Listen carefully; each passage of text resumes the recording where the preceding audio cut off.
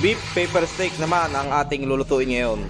Bigla kong naisipan na parang masarap kumain ng baka, kaya ito, baka ang binili ko ngayong araw sa palengke. Maliliit lang ang gagawin nating hiwa para mabilis siyang lumambot. Pagkatapos natin hiwain itong ating baka ay imamarinate naman natin ito sa toyo. Sandok lang pala yung ginamit ko na pantakal dyan. At saka nilagyan ko na rin ng dark soy sauce. Isang kutsara ng cornstarch para may lapot siya mamaya. Paminta, isang sachet lang. At saka itong ating honey. Fresh na fresh yan, bagong ane. Galing pa sa kabundok-bundukan ng makwa. Lalagyan na rin natin ito ng luya, pantanggal ng anggo. At saka ng bawang. Lalagyan na rin natin ito ng mantika, olive oil ang ating gagamitin.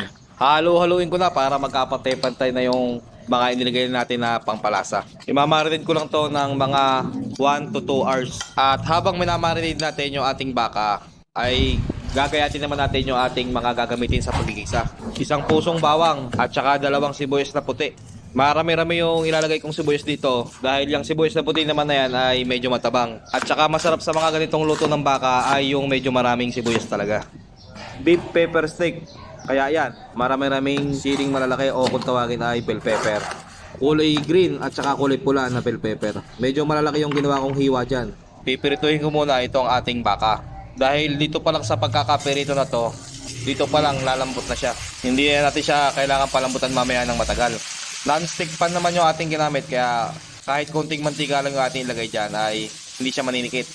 Sa pagpipirito na to, papupulahin lang natin siya ng bahagya.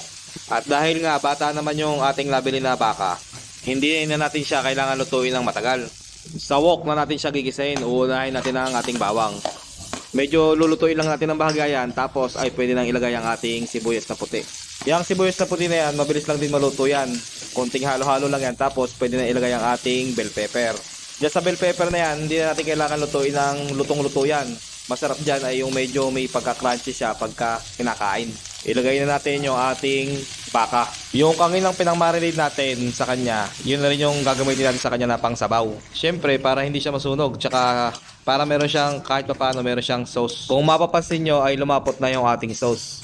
Dahil yan dun sa nilagay natin kangina na cornstarch. Ayan, titikman na natin kung talaga bang napakainam na.